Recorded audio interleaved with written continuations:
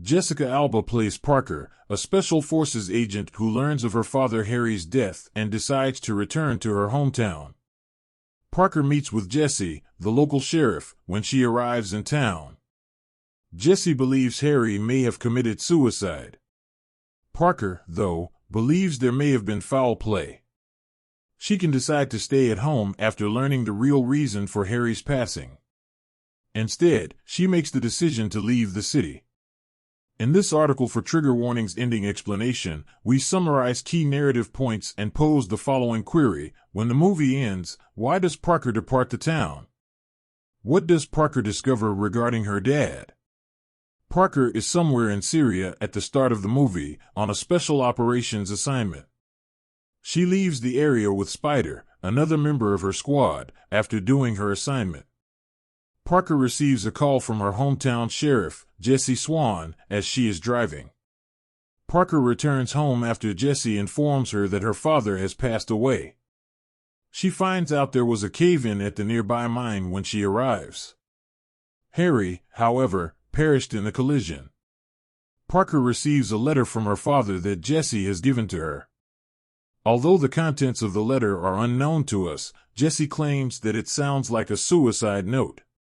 He believes Harry may have set off the cave-in with his explosives, killing himself.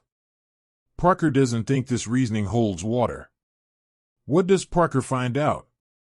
Parker goes to her family's tavern, Maria's, where she bumps into her pal Mike, a bartender there as well. It was he who discovered Harry's body following the explosion. A little while later, she sees Elvis Swan, Jesse's brother and the son of the local senator, Ezekiel.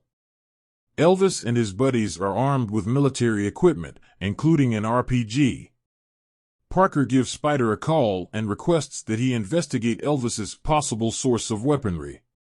When Spider does so in a hurry, he discovers security tape showing Elvis robbing a local military store of weaponry.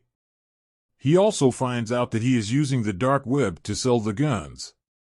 Elvis is selling guns to who? Parker finds out later in the movie that Elvis is selling guns to a domestic terrorist group known as Ghost. It comes out that Ezekiel, who needs the money to finance his re-election campaign, and Jesse are both involved in the money-making scheme. When the Swan family discovers Parker is aware of their plans, they get into serious difficulty with her. Elvis not only sets her bar on fire, but he also kidnaps her and her family in order to force her to turn up the security tapes. After pretending that Spider has them, she connives to persuade Spider to give her a call. Parker alerts him to her situation throughout the call. But Parker doesn't need Spider to get her away from the Swans. She manages to break free and manage to go away. Does Parker put an end to the Swans? Parker thinks Elvis is stealing weapons from the military depot by utilizing the mine. She believes her father may have learned of their illegal antics because he had his own man cave in the mines. As it happens, she was correct. She has Ezekiel tell her what happened to her father when they visit. He claimed that when Jesse saw what the caves were being used for, he shot her father in the back. Having wheedled this information out of Ezekiel, she probably murders him. Although we don't witness it happen, the movie implies as much.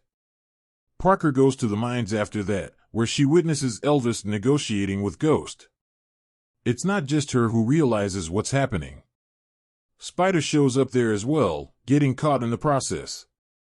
A fierce battle breaks out, and Parker proves to be a one-woman army, saving Spider and eliminating the terrorists in the cave. She also kills Elvis and Ghost in the fight. Jesse is the only Swan family member that hasn't been slain yet.